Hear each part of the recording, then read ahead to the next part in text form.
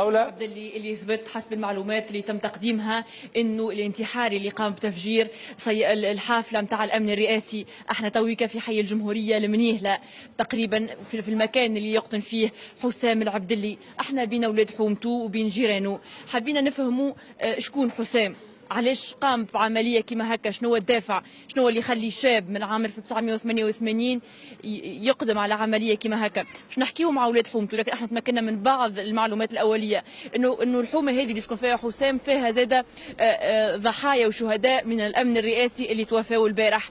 حسام كانوا جيرانه من الامن الرئاسي، كانوا يشربوا معه في قهوه، وكانوا ساعات حسب المعلومات اللي لقيناها انه كانوا ساعات يخلصوا عليه قهوه ويعاونوا فيه بشويه فلوس. حسام يخدم في كوشه وساعات عنده برويته يبيع عليها هريسه اللوز وشويه ميلفاي. باش نحكيو مع ولاد حومته، باش نحاولوا خاصه نعرفوا وجيرانه نعرفوا اولا كيفاش اللي صار اليوم، خاصة انه عرفنا انه والدة حسام هي اللي مشات الجهات الامنية وهي اللي اعلمت على ولدها، وبعدش بعد التحاليل اللي قاموا تحاليل الدي ان اي اللي قاموا بها مع والدته ومع ابوه تم اثبت انه الموجود الضحيه 13 الموجوده هي نتاع حسام. معنا جار حسام باش نحاول نحكيو معاه. حسام احكي لنا عليه، كيفاش كان حسام؟ كان عنده علامات نتاع انه شخص عنيف او متطرف او انه ممكن يعمل عمليه كما هكا؟ مستحيل. الساعه فهمتني، الله يرحمهم الشهداء الكل الساعه الامنيين، فهمتني، وحتى هو زاد الله يرحمه خاطر ضحيه زاد هو بتاع ارهاب، هو ما فهمتني صنعوا منه ارهابي، هو ماهوش ارهابي حسام.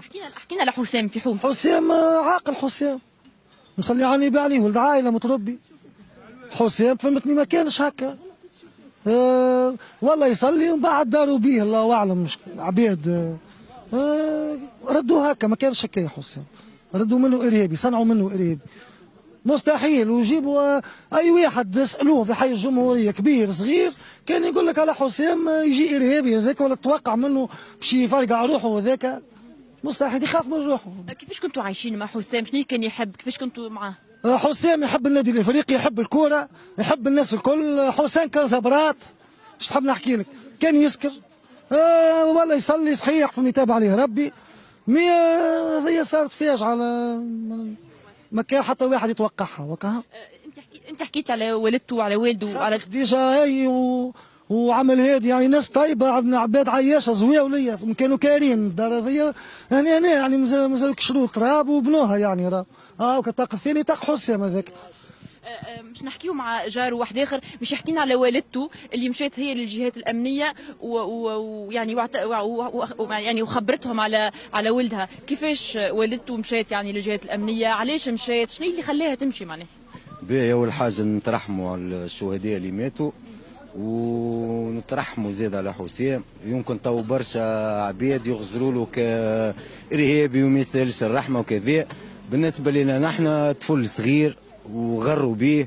حسام راك تشوفوا انسان عادي، قهوه رمي غرام وكوره والنادي الافريقي، الله اعلم كيفاش صارت الحكايه هذيا.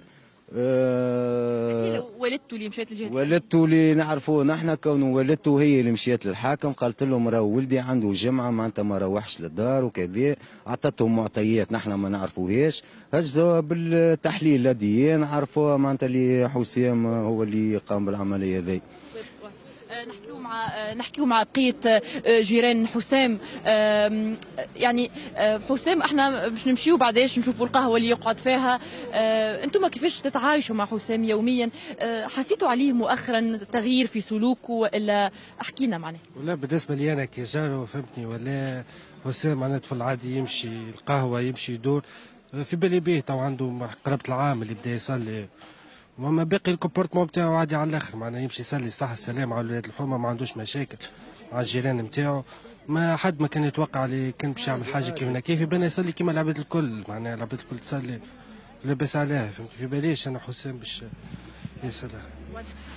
احنا في المنطقه هذه في حي الجمهوريه في المنيهله حكينا مع برشا ناس، قالوا لنا انه فما برشا عباد، فما برشا شباب من الحومه هذه سافروا لسوريا، فما استقطاب كبير قاعد يصير للشباب هوني.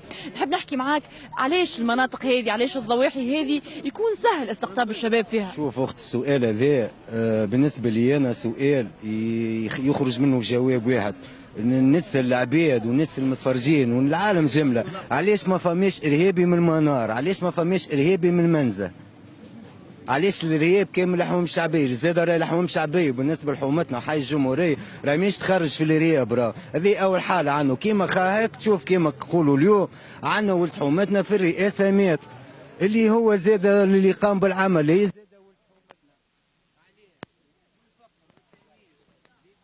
التلفزه ذي ساعه ما ريناهاش نحن كان تو حسام كان عمل انجاز به ما تجيش تلفزه، اما كي تغر بيه ولا الله اعلم شنيا نحن نجهلوا شنيا الموضوع.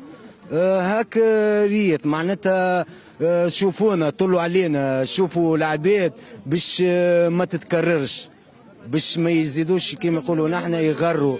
وبالنسبه للامن كيما نحن نحبوا الامن ما يتعداش علينا وما يظلمناش، زاد رانا ما نحبوش شكون يظلمه ولا شكون يتعدى عليه، خاطر ذاك حامينا. فهمتني اختي؟ مثلوا بينا شويه دور شوف برشا بلايص، علاش ما توليش معنا بطحه معناتها نتاع شراب نتاع كذا، علاش ما توليش مشروع نخدم فيه انا وهذا وذاك وذاك وذاك.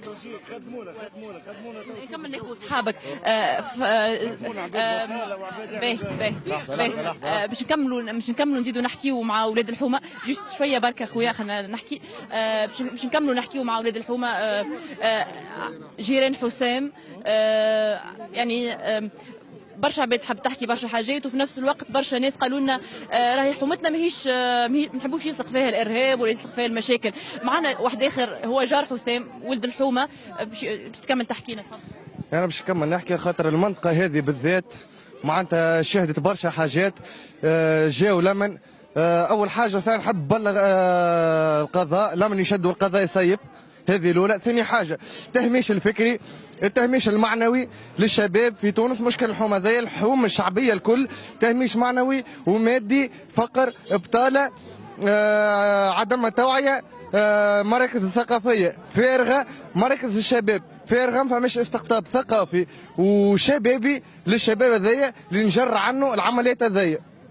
حسام كان طفل عادي، انسان عادي، اعز ناس يتعدى على الحومه، الناس الكل تضحك تشوف حسام. اليوم شنيا يفرقع كار حسام مناش، السؤال اللي يطرح مناش معناتها حسام يخليه يعمل الشيء هذايا من التهميش المادي والثقافي والفكري وعدم الرعايه من الدوله للشباب. حسام كان فقير، عائلته كانت فقيره، كان مستحق عياش كالناس الكل، شاب سامحني لحظه، شاب يحب يطمح باش يكون باش يبني باش يعرس باش يعمل برشا حاجات باش يخدم باش يخرج من الشيء اللي هو عاش فيه حسام. فهمتني؟ حسام قالوا لي ولاد الحومه انه سبق وتم ايقافه والبحث معاه وبعدين تم اطلاق سراحه، صح؟ حسام تشد في اوت، تم التحقيق معاه وخرج بصراح من النيابه في قضيه شك معناتها لتخطيط ارهابي وتسيب حسام. هذه تفضل في خبر على ام وابوه. حسام سامحني اختي، ريت حسام لا عنده لا علاقه بالارهاب ولا عنده لا علاقه بالفساد ولا عنده علاقه بحتى شيء. حسام انسان كان حاجه تابع عليه ربي ولا يصلي، من اللي ولا يصلي حسام كما نقولوا نحن كما اسمعني كما نقولوا نحن بلغتنا الدارجه يعني كروا عليه، والله يهلك اللي كان سبب من الاخر. امه وابوه كيف ما ترى حسام كيما ما تراهم هم، كيف ما ترى اي واحد في الحومه هذه، كيما ترى اي شاب حسام، كيما ترى اي شاب عنده طموح، عنده برشا حاجات يحب يوصل لهم. مي الله غالب نحن يا ريت في الحومه ذي اختي عندنا جميع المواهب، ما عندناش تأطير من المسؤولين. عندي هذه انا توا زميلي مغني، عندنا المسرحيين، عندنا الفنانين، عندنا الرسامين، عندنا مغنيين الراب، عندنا المغنيين التربيين، عندنا كل شيء في الحومه من جميع المواهب. ما لقيناش تأطير، ما لقينا حتى تأطير ثقافي وشبابي من وزاره الثقافه ومن وزاره الشباب. يعطيكم الصحة. احنا مازلنا هوني في حي الجمهورية المنيهلة، مازلنا وين دار حسام، مازلنا باش نكملوا نحكيوا مع جيرانه، ومازلنا باش نكملوا نحكيوا مع اصحابه، باش نرجعوا نمشيوا للقهوة اللي يقعد فيها حسام، اللي يقعد فيها وحده. مازلنا معاكم واكيد باش نمدوكم بأي تفاصيل وأي معلومات نتحصلوا عليها.